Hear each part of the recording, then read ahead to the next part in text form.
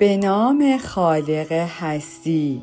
4 میثاق، کتاب خرد سرخپوستان تورتک، فصل 6، پارت 2.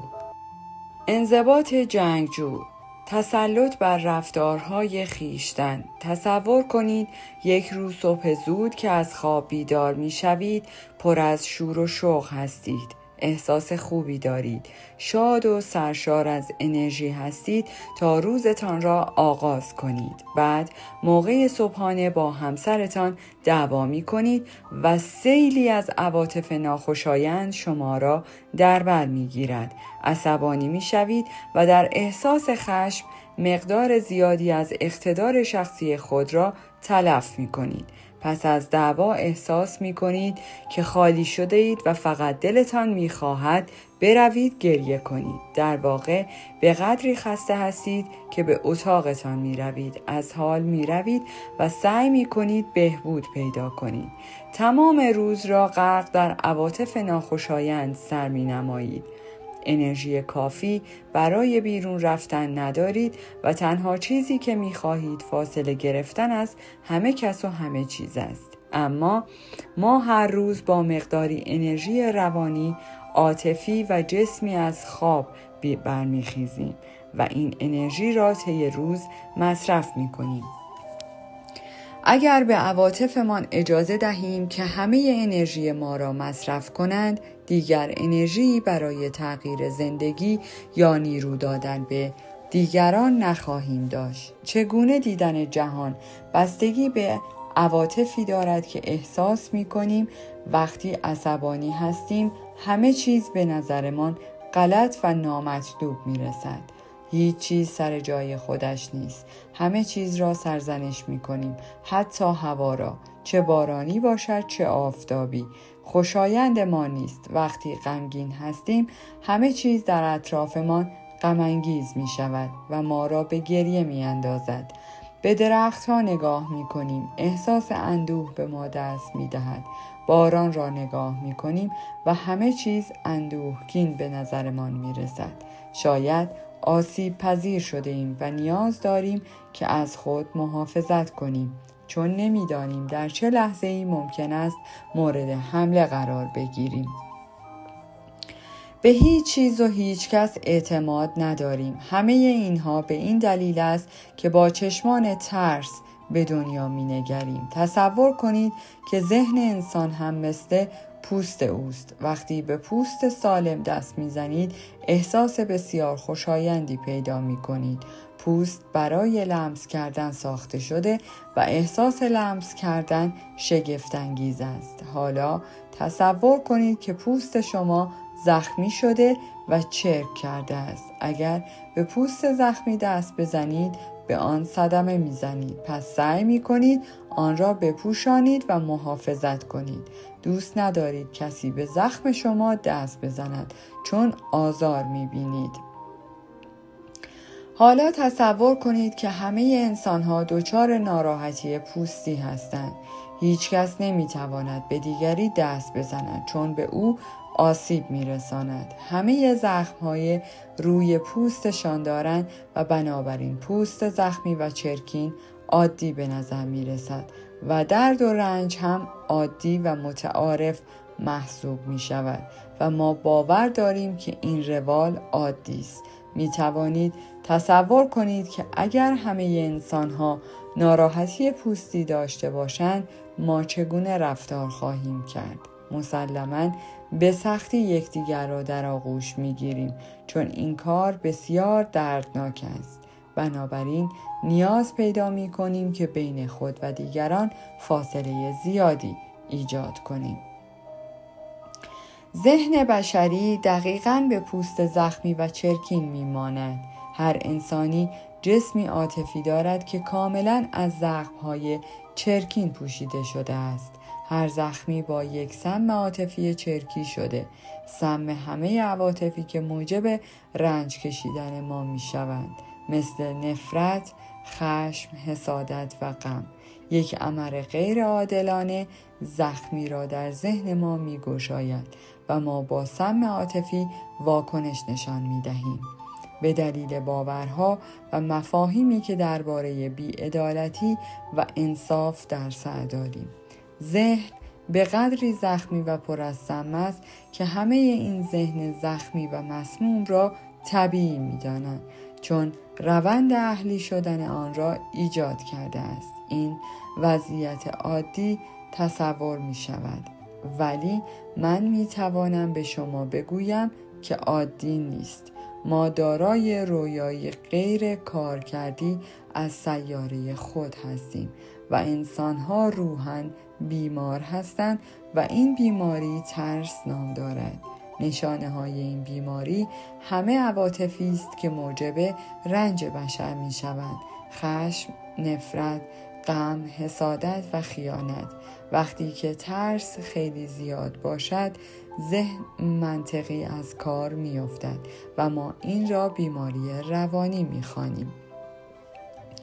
وقتی که ذهن بسیار ترسیده باشد و زخم‌ها بسیار دردناک باشند، رفتار روانپریشان ظاهر می شود و در این صورت قطع رابطه با جهان بیرون بهتر و مطمئن‌تر به نظر می رسد. اگر ما بتوانیم وضعیت ذهنی خود را یک بیماری ببینیم، راه مداوای آن را می‌یابیم. دیگر لزومی ندارد که به رنج کشیدن ادامه بدهیم. اول از همه ما به حقیقت نیاز داریم تا زخم‌های عاطفی را بگشاید، زهر آنها را خارج کند و زخم‌ها را کاملا شفا دهد. چگونه می‌توانیم این کار را بکنیم؟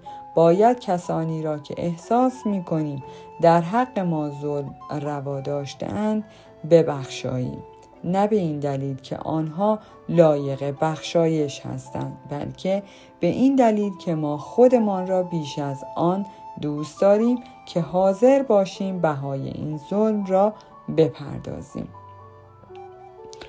بخشایش تنها راه شفا یافتن است. ما می توانیم بخشایش را برگزینیم، چون نسبت به خویشتن بخشایش را برگزیدیم.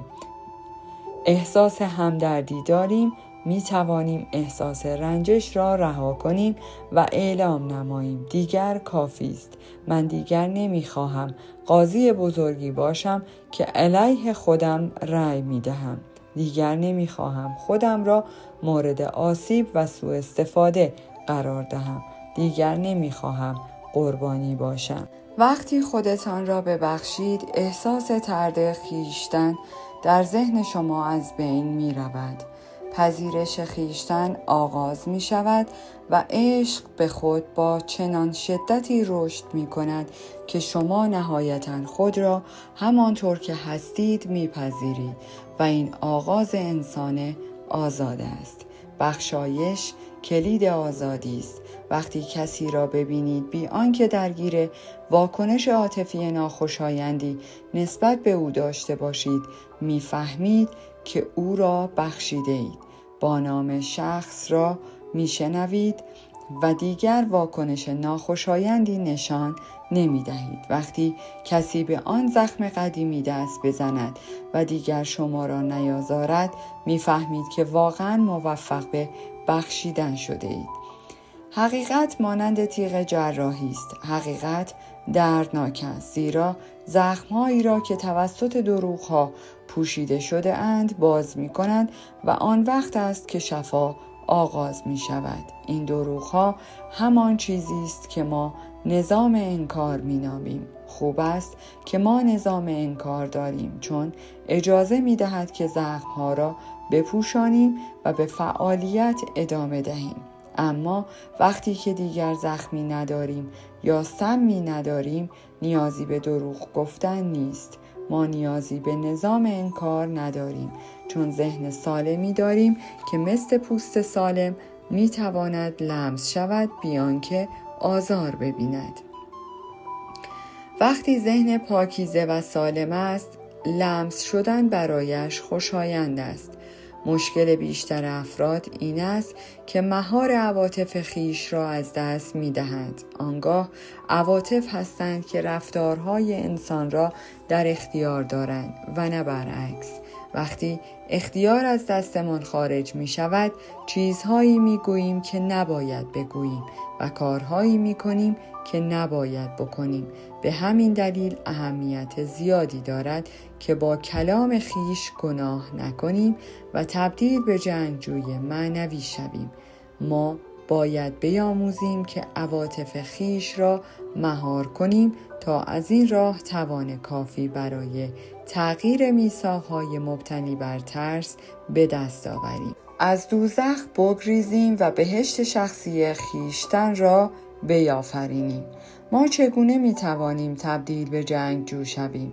برخی خصوصیات جنگجو در همه جای دنیا یکسان است. جنگجو آگاه است. این بسیار مهم است. ما آگاهیم که در جنگ هستیم و جنگ درون ذهن ما نیاز به انضباط دارد. نه انضباط یک سرباز، بلکه انضباط یک جنگجو.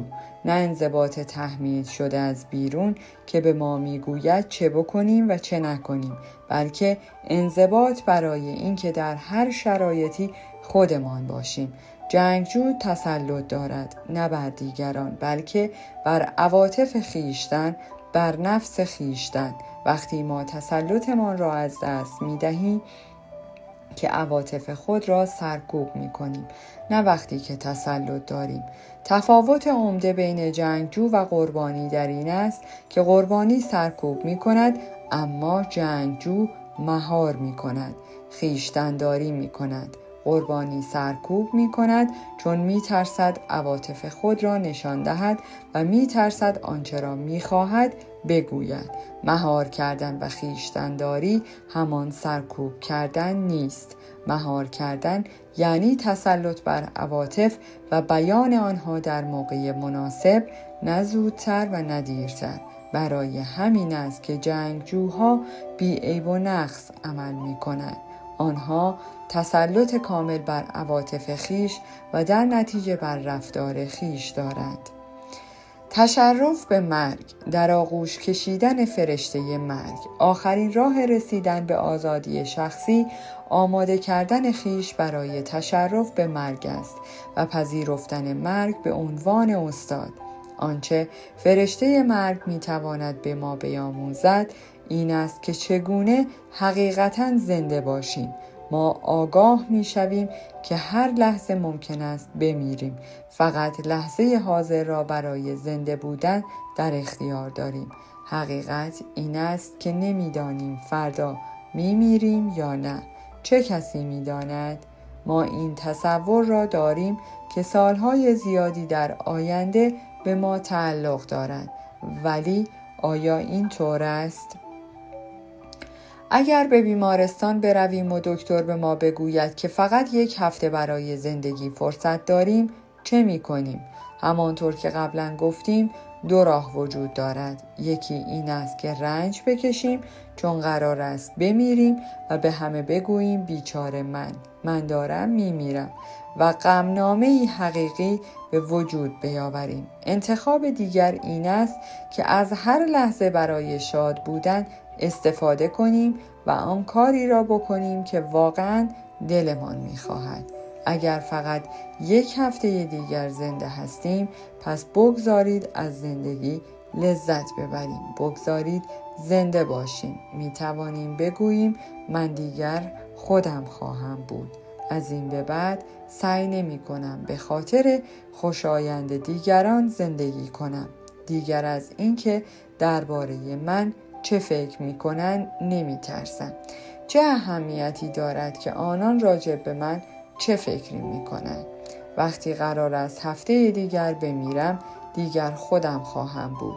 فرشته مرگ به ما می‌آموزد که هر روز طوری زندگی کنیم که انگار آخرین روز زندگی ماست. انگار که فردایی نخواهد بود. ما می توانیم هر روز را با این جمله آغاز کنیم: من بیدار شدم و به خورشید نگاه می کنم.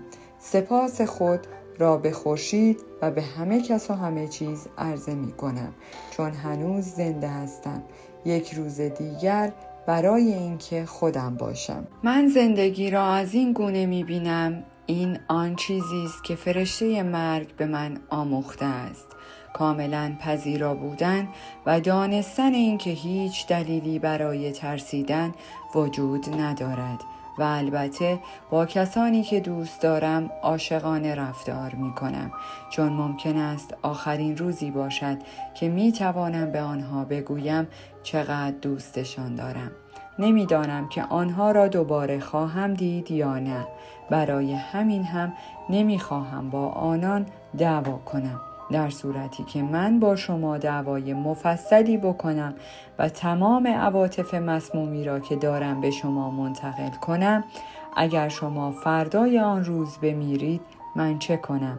وای خدای من، قاضی مرا محکوم می کند و من از آنچه به شما گفتم احساس گناه خواهم کرد. همچنین احساس گناه می کنم چون به شما نگفتم که چقدر دوستتان دارم. عشقی که مرا خوشحال می کند، عشقی است که می توانم با شما تقسیمش کنم. چرا نیاز دارم که عشق به شما را انکار کنم؟ مهم نیست که شما در مقابل مرا دوست داشته باشید یا نه. ممکن است من فردا بمیرم یا شما فردا بمیرید. آنچه مرا خوشحال می کند این است که بگذارم بدانید چقدر دوستتان دارم. شما می توانید اینطور زندگی کنید، به این شکل خود را برای تشرف به مرگ آماده می کنید. آنچه در تشرف به مرگ اتفاق می افتد این است که رویای قدیمی که در ذهن خیش دارید برای همیشه می میرد.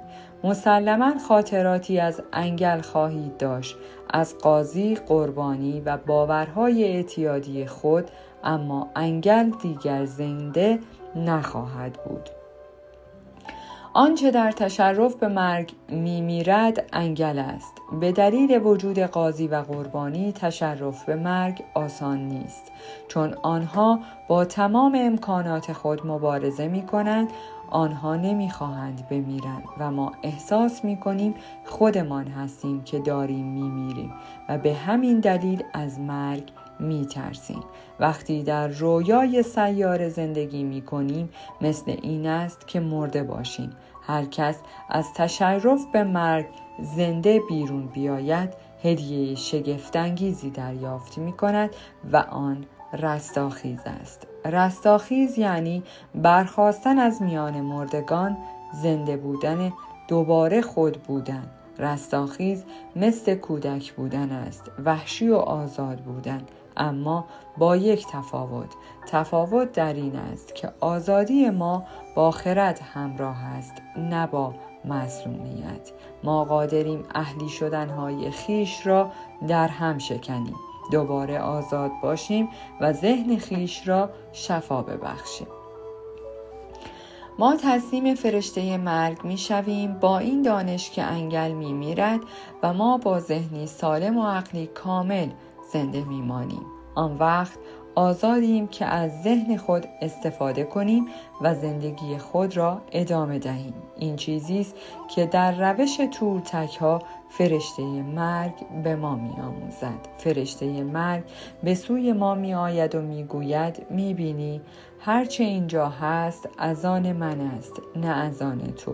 خانه‌ات، همسرت، فرزندانت، اتومبیلت، شغلت، پولت، همه به من تعلق دارد و من هر وقت بخواهم می توانم آنها را بگیرم، اما فعلا تو می توانی از آنها استفاده کنی.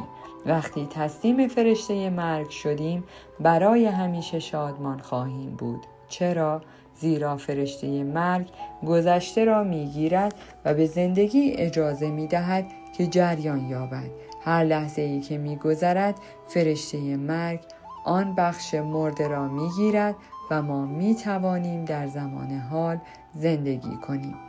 انگل می خواهد که ما گذشته را با خودمان حمل کنیم و این زنده بودن را بسیار سنگین می کند. وقتی می کوشیم در گذشته زندگی کنیم چگونه می توانیم از زمان حال لذت ببریم؟